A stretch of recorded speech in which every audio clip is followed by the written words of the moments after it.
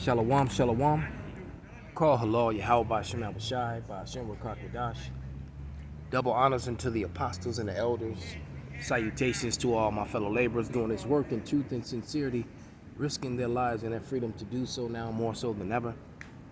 To the scattered elect that are scattered around the four corners of the earth, that be like unto the speckled bird, the Israelite foreigners, and to the Akwaf that are listening and learning, to you I say shalom.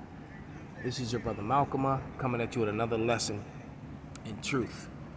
And this is going to be a response to a video that I saw about Tina Gonzalez, former correction officer, sheriff, and her whoredoms. It's actually a shame, and you can look the story up. She just got in trouble with the law, and because she was having sex with an inmate.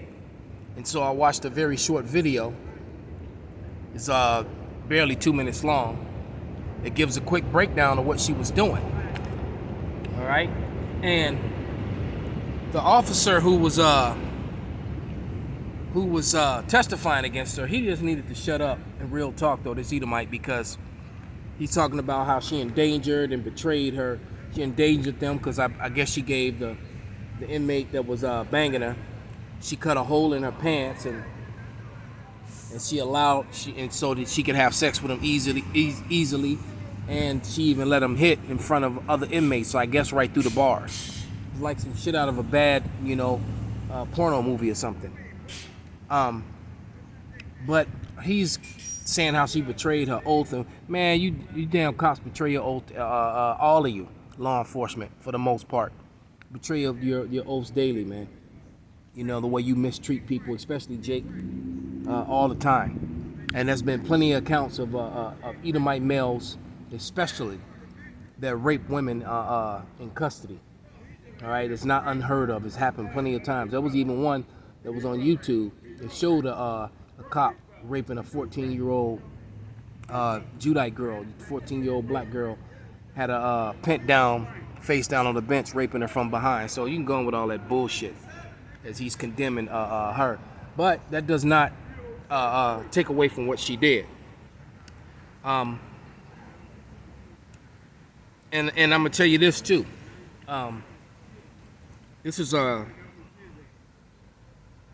Peter 3:7, because I, as a man, I wouldn't want to work with it. I wouldn't want to be a cop and work with a female partner, or anything that deals with security, where I may have to get into physical confrontations and I got a female partner, man. That's no good. All right? Because you're going to end up trying to protect her, and she can't really protect you back. Only thing she probably can do is shoot someone. But if it's a situation to where there are no guns being used, we're fucked. This is 1 Peter 3:7. And it reads, likewise, ye husbands, no, that's not it. It's not what I wanted. Oh yeah, it is. Likewise, ye husbands, dwell with them according to knowledge, giving honor unto you, the wife, as unto the weaker vessel, and as being heirs together of grace, of life, that your prayers be not hindered. So what that's really telling you is that the woman is the weaker vessel, man. All right, and not only is she the weaker vessel physically, but spiritually as well.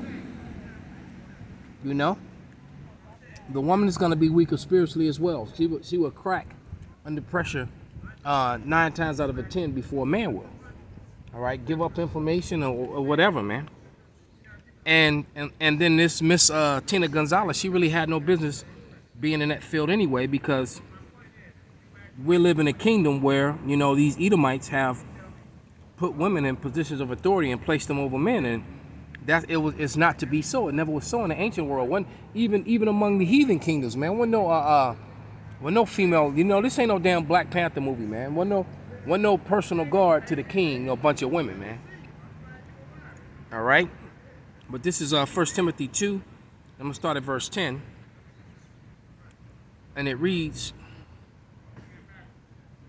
but which becometh woman, professing godliness with good works, Let the woman learn in silence with all subjection. But I suffer not a woman to teach, nor to usurp authority over the man, but to be in silence. For Adam was first formed, then Eve. And Adam was not deceived, but the woman being deceived was in transgression. Notwithstanding, she shall be saved in childbearing, if they continue in faith and in charity and holiness and sobriety. So the only reason that the woman is getting mercy in the first place is so that she can have children. She's gonna be saved in childbearing, man. Point blank, period. All right? Point blank, period. And a woman's not supposed to be in a position where she has authority over a man at all. All right? But yet these Edomites, they're all up in court. No, they all swore in on the Bibles and, say that little stupid saying that they say, so help me God. And then they take the Bible and they put it behind them and give proper judgment. Then it turns out that the reporter that was reporting the case went on to say that her lawyer went on to say that her marriage was falling apart. So I'm like, oh, so this chick was married. So when she was married to her husband, she's married to a man, but yet she's going to work and fucking a man that's behind bars. I mean, how sick can you get, man? All right? Dude must have been the most charming. He must be Rico fucking Suave with a damn 13-inch rod or something, man. I don't know how he got this broad to do the thing she was doing, man. But she did it. All right? And then it went on to say that she let him hit. He screwed her in front of 10 other inmates.